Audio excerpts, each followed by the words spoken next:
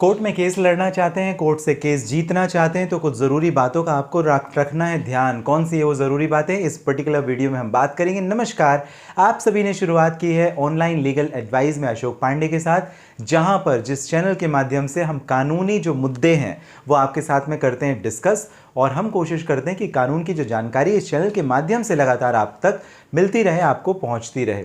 सबसे पहले हम अगर बात करना चाहें कि अगर आप कोर्ट में केस जीतना चाहते हैं तो कौन सी टिप्स हैं अपने कोर्ट केस को जीतने के लिए। सबसे महत्वपूर्ण बात, आपका कोर्ट का केस लड़ कौन रहा है, आप, और आपका साथ कौन दे रहा है, आपका वकील। तो हमेशा आप कोशिश कीजिए कि बेहतर वकील आप हायर करें। बेहतर का मतलब ये नहीं कि आपने सीनियर एडवोकेट हायर कर लिया, बेशक कर सकते हैं, डिपेंड्स ऑन केस, लेकिन आप ये कोशिश करें कि आप जिस लॉयर के साथ में कंफर्टेबल हैं, जो लॉयर आपको ऐसा लगता है कि वो आपको इस दिशा से उस दिशा तक जहां आप पहुंचना चाहते हैं आपको पहुंचा सकता है और आपको एक सही निर्णय, कोर्ट से एक सही जजमेंट दिला सकता है, आपको उसके साथ में जाना है। इसका मतलब यह है कि आपको उसे बहुत सारे पैमानों पे टेस्ट करना पड़ेगा कि वो काबिल है, उसकी काबिलियत में कोई कमी नहीं है। दूसरी बात, उसे नॉलेज है लॉ का, उसकी प्रैक्टिस अच्छी है और वो काफ़ी ज़्यादा कॉन्फिडेंट है। कॉन्फिडेंस का मतलब ये नहीं होता कि ओवर कॉन्फिडेंट है। कॉन्फिडेंस का मतलब ये होता है उसे कानून की समझ है और वो आपके केस को बेहतर तरीके से जज के सामने प्रेजेंट करके रिलीफ ले सकता है। रिलीफ लेना ज़रूरी है, इसी वजह से तो आप कोर्ट गए। दूसरी बात, आप हमेशा कोर्ट जब जाते हैं बहुत ज़्यादा ओवर कॉन्फिडेंट होने की ज़रूरत नहीं है, या डिमोरलाइज या डिमोटिवेट होने की भी ज़रूरत नहीं है।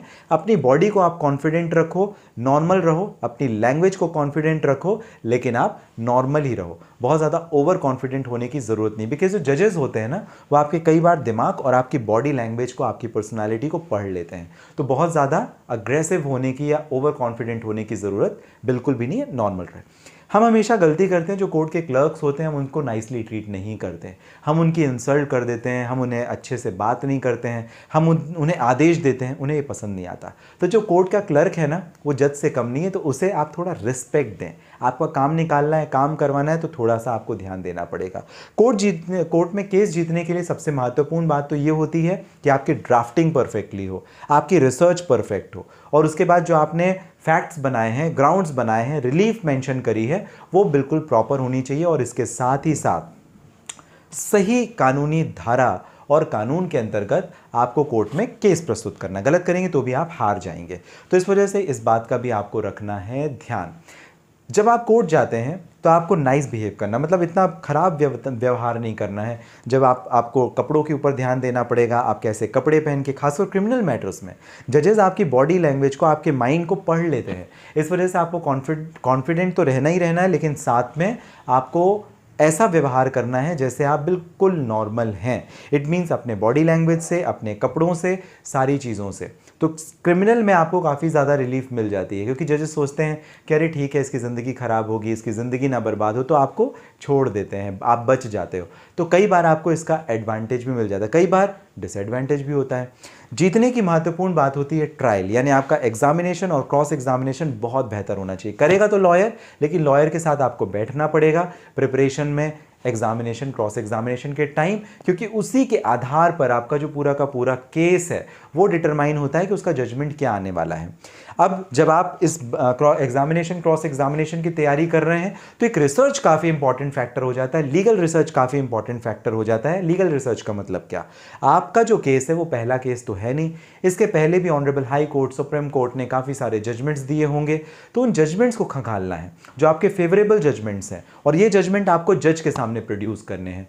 तो इससे क्या होगा, जस्टिस देने में, न्याय देने में, केस को जीतने में आपको आसानी होगी, क्योंकि सिमिलर जजमेंट्स हैं। जज को मालूम है कि अरे यार ऐसा ही केस था, सिमिलर केस था, मुझे ज़्यादा दिमाग नहीं लगाना, cut copy paste, cut copy paste.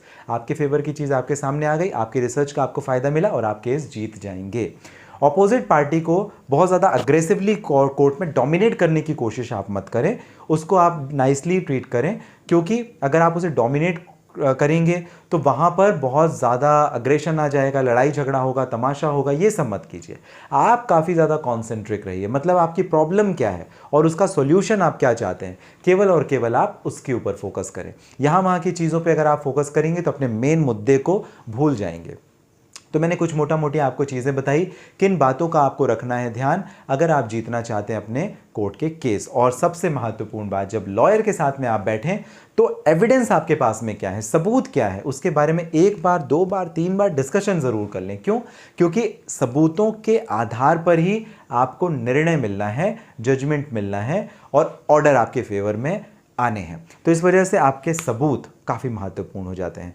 कई बार ऐसा होता है हमारा केस स्टैंड होने लायक ही नहीं होता, बेवजह हम खड़े हो जाते हैं और हमारा केस डिसमिस हो जाता है, हम हार जाते हैं। तो इस वजह से आपकी जो एविडेंस है, चाहे वो ऑडियो फॉर्म है, वीडियो फॉर्म है, इलेक्ट्रॉनिक फॉर्म है, रिटन फॉर्म है, प्राइमरी है, सेकेंडरी है, सेक्शन 122 एविडेंस एक्ट के हिसाब के हैं, नहीं है, वो सारी चीज़ें आपके लॉयर के साथ में बैठ करके आपको कंसीडर पहले ही कर लेनी है। और अगर नहीं तो क्या कमी रहेगी, कौन से आपको एविडेंस और प्रोड्यूस करने पड़ेंगे, वो सारे आप अपने लॉयर से ज़रूर बात करके उसकी भी तैयारी कर लें। आपको जानकारी कैसी लगी मुझे ज़रूर कमेंट बॉक्स में मेंशन कीजिएगा। जानकारी इस चैनल के माध्यम से पसंद आती है तो सब्सक्राइब ज़रूर कर लें। और इस वीडियो के डिस्क्रिप्शन में डिटेल है, लिंक है, जहाँ से डायरेक्टली अपॉइंटमेंट बुक करने के बाद भी आपकी और मेरी हो जाएगी बात। मिलेंगे अगली वीडियो में, तब तक के लिए आप अपना ध्यान रखें, स्वस्थ और सुरक्षित रहें।